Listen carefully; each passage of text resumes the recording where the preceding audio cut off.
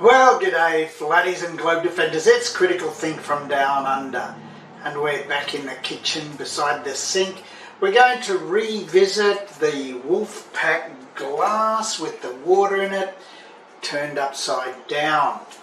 Now, there have been quite a few misconceptions, not only on the Flat Earth side, but also on the Globe Defender side, about exactly what is going on when they turn the glass upside down and the water doesn't come out.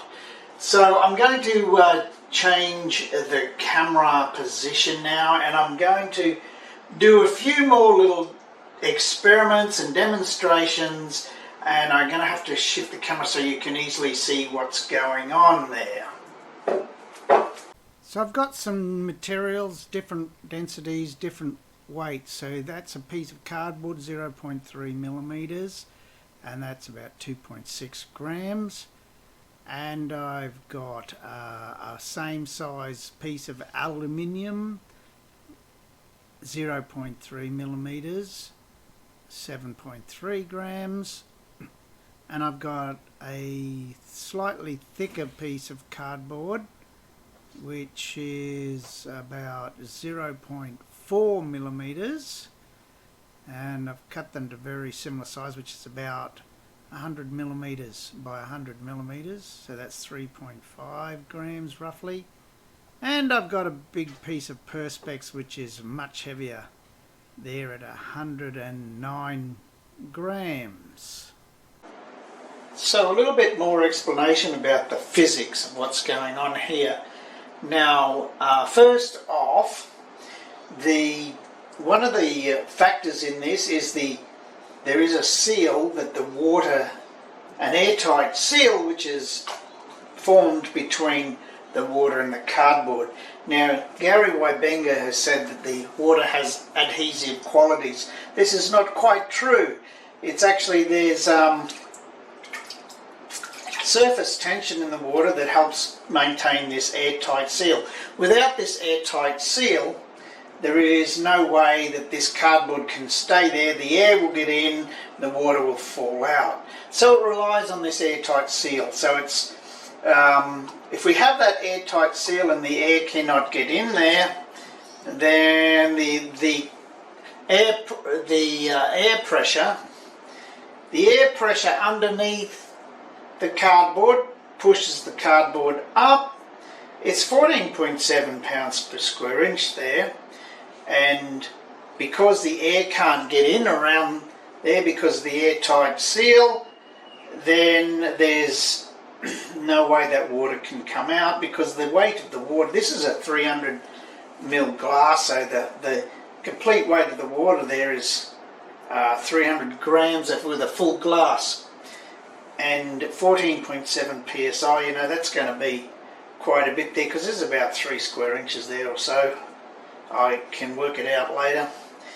And if you break that seal just a little bit, the water will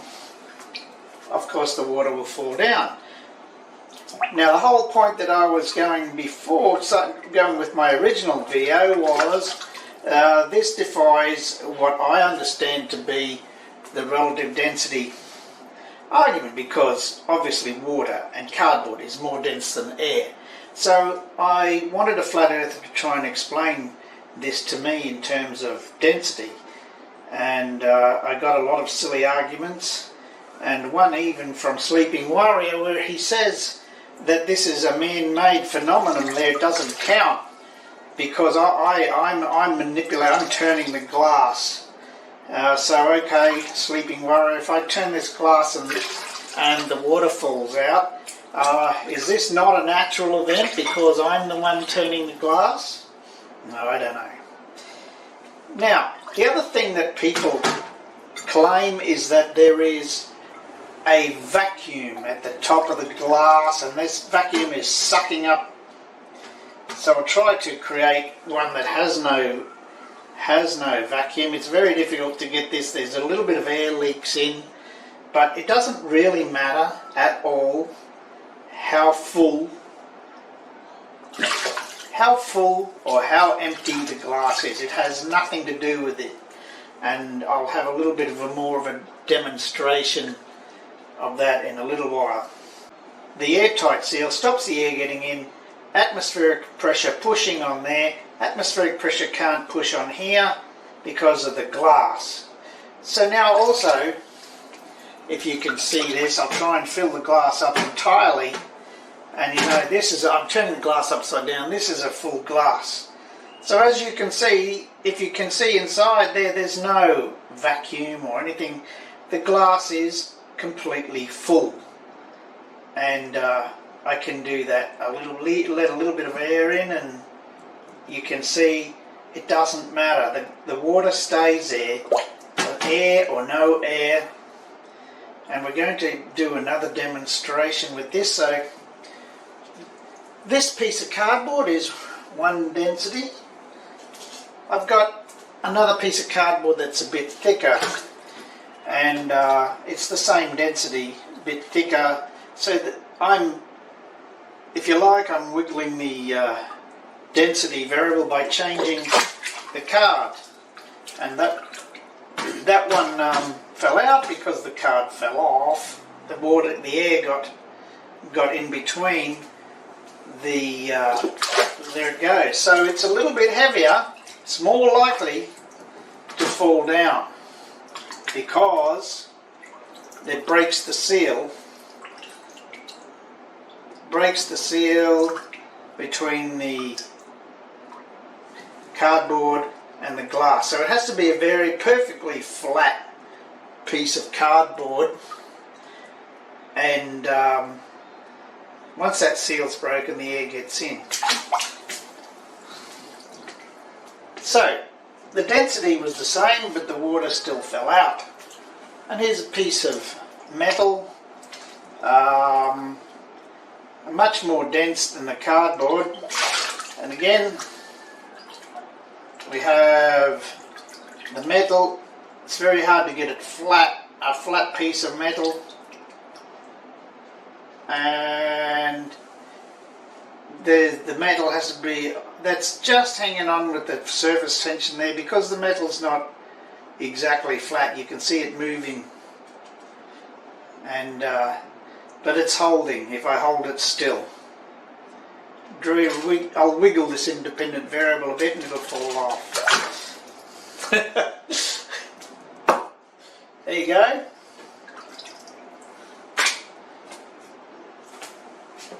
And if the cardboard or whatever is too heavy, again, it won't hold the surface tension. Now I know a lot of you are going to have trouble with that, and you're going to say, so I have here a large piece of plastic, a flat earth sunset faker, otherwise known as a Fresnel lens. Now this won't hold because it's way too heavy to hold that surface tension and hold that air seal. So although it has to do with air pressure, it also has to do with the surface tension of the water. Okay, so what if we eliminate the need for surface tension? So we're just relying on pressure here for the water to stay in the glass. You can see there's no air, there's no vacuum. The water still stays in the glass. We're just totally reliant on atmospheric pressure, and whether we have the glass half full or totally full doesn't matter. It works the same. So water, you know, finds its own level, but in this case the level is not the same level, and it all depends on the forces acting on the water. So there are forces acting on the water to keep the water in the glass. Now I've got here an air tube. As you can see, the water follows, the water inside the glass follows the water level outside the glass, because I can equalize the air pressure with that tube. Now I'm going to introduce an airlock into that tube by putting some water in it. Again, this is water which will find its own level, but it's just enough just to introduce a bit of an airlock. That's all it needs, and then The tube's still open at both ends, but there, as soon as I get my hand out of the way, you could see the water stays in the glass. Even though the tube is open at both ends and there's just a little bit of water in the tube.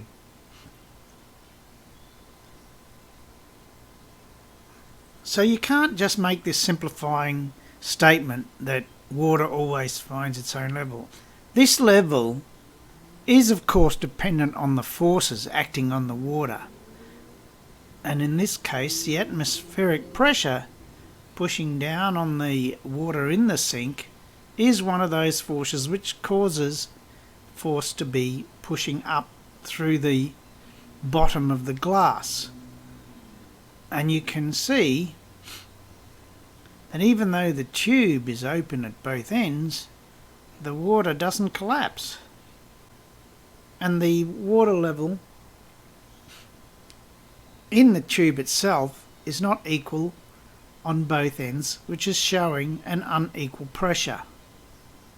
So when you have air in the glass, Gary Wiebenga has said, so a vacuum defeated your gravity. But of course it doesn't take into account all the forces working on the water. There's no explanation from the Flatties really as to why the water does not fall. So they have a misunderstanding of the forces involved. And of course the air pressure is one of those forces pushing up the water, as I've explained. And Mitchell from Australia also declares that air at a slightly lower pressure inside the glass is indeed a vacuum. He calls it a weak vacuum. So this is important that both Gary Wiebenga and Mitchell from Australia are declaring that a vacuum. So let's listen to this. What I'm demonstrating here is this very weak vacuum is stronger than gravity. So it's not that the weak vacuum is stronger than gravity. He has no understanding of the forces involved. So the water will only behave according to the forces on it, and that goes for the lid as well. So let's have a look at the forces. Here we have an upturned container with a plate covering it, and I'm going to say, look, air pressure outside is well known, roughly 1013 hectopascals or 14.7 psi. This is well known, well understood. So it is in fact pressing upwards on that water. Now I'm going to just take, for easy calculation, a container which has a surface area in the opening of 50 square centimetres. I'm going to take that it has 2 centimetres of water inside and this container, and therefore I will show you how to calculate that the air pressure inside is 1011, roughly 1011 hectopascals, which the flat earthers have declared is a vacuum or even a weak vacuum. But the important thing is they have declared this to be a vacuum, and I can show you now how to calculate that 1011 hectopascals, and this is using the accepted air pressure at sea level 1013, although it can vary from time to time and from location to location. Now I'm going to calculate the pressure difference in a column of water. So in the example there's a 50 square centimetre, 2 centimetre high, which gives 100 cc's of water, and this mass will be 100 grams. And so the gravity force acting on that particular mass of water, 100 grams, is 0.98 newtons. I'm sorry about the units, but I know many of you don't understand these units, but just bear with me on this because I'm working metric here. So the pressure force pushing upwards on the bottom of the container, on the plate or cardboard that's on the bottom, so that's 101,300 pascals, which is the same thing as 1013 hectopascals, which is newtons per square metre that's what the pascals is defined as. So I've got 0.005 of a square metre there. So when we work that out, that's 506 newtons pushing upwards. And you see that the water, the force, the gravity force on the water is only 0.98 newtons. So you can see that the water is easily held up by this force of 506 newtons. So because this water will then have a pressure difference from the bottom to the top of the water, we can calculate what this pressure difference should be by multiplying 1013, which is the pressure at sea level, which results in a force of 506 newtons, and we divide it by 0.98 newtons to work out what contribution that water has to the difference in pressure. And it works out to be approximately 2 hectopascals. So this is the equivalent of about 17 metres in elevation change. That's not much. 17 metres of elevation of air pressure if you're outside. And this also, you can also work out from this the height of a column of water that can be supported. And so we've got 0.98 newtons for 2 centimetres of water. And we want to say how many centimetres of water or metres of water can be held up by 506 newtons, because that's the total force on this particular 50 square centimetres. Doesn't matter about the area. The calculation will work out the same for any area you choose. I've chosen 50 square centimetres just to make the calculations easier. So on 50 square centimetres there's a force of 506 newtons, and 2 centimetres is 0.98 newtons. So we do this calculation, we can find out that approximately 10.3 metres can be held up. A column of water approximately 10.32 metres can be held up by the atmospheric pressure.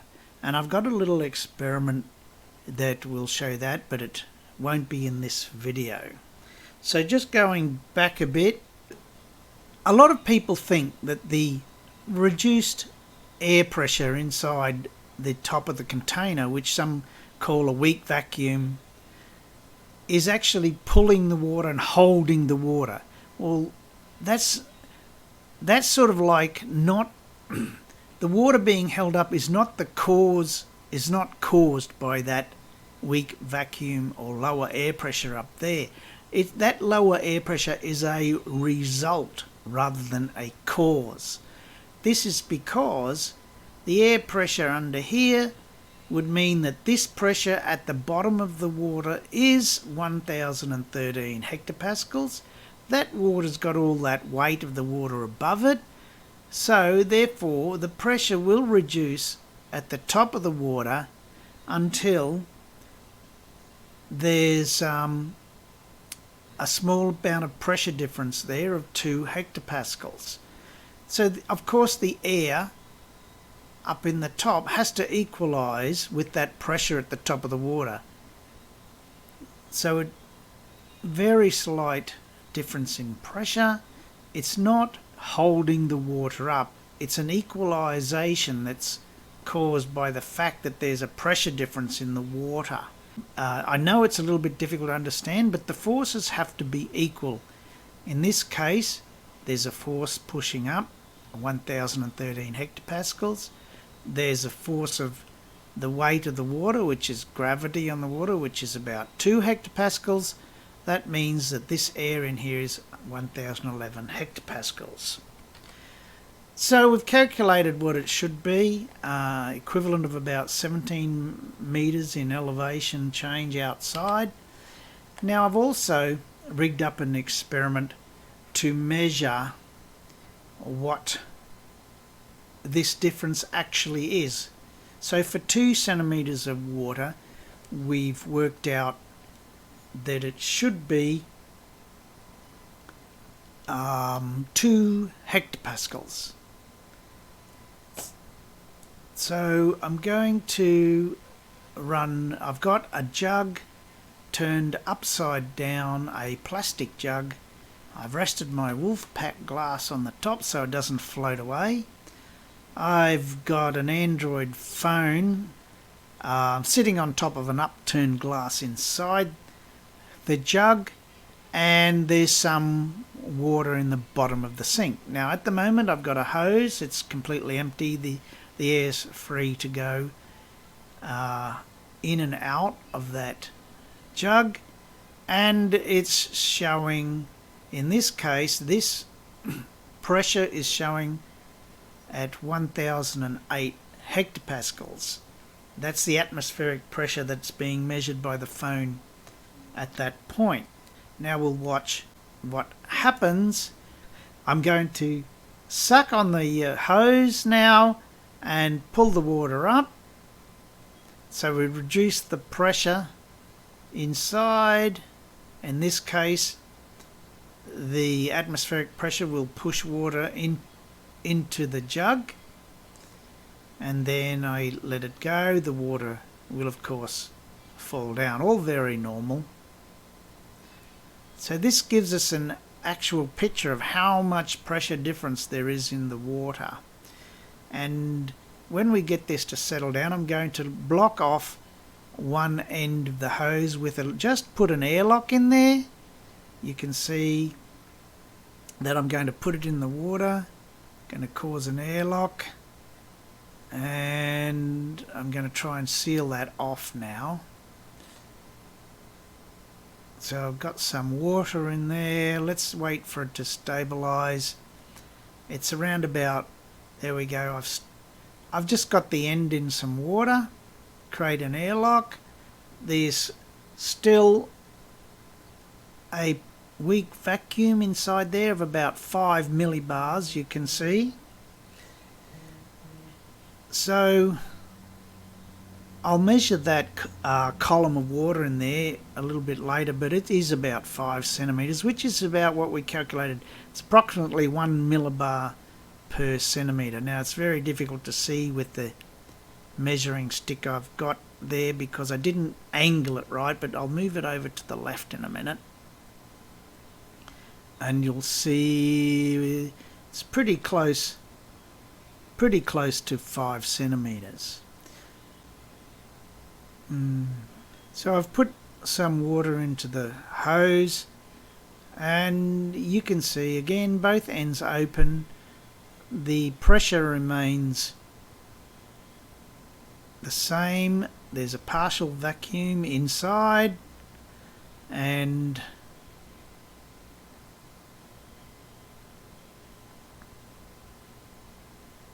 the hose is open at both ends.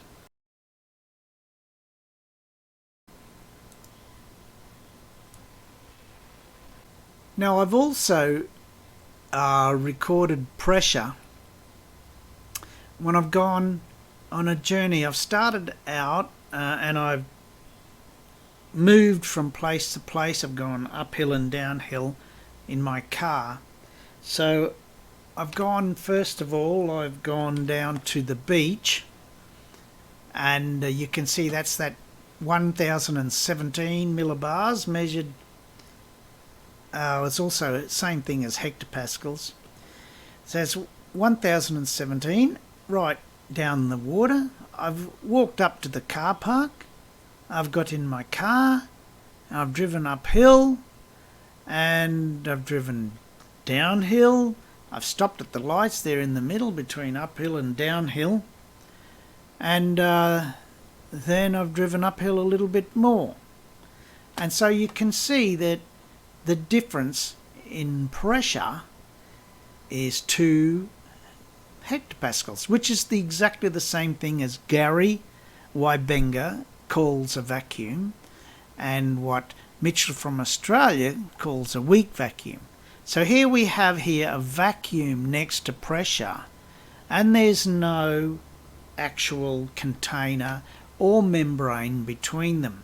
So this is just outside. At one point we have pressure, at the other point we have vacuum, and there's just 17 meters difference in height between those points. So I don't know what the problem is, why you flat earthers always continue to say. How about you show us gas pressure without a container, or gas pressure next to the vacuum with gravity stopping it from dispersing?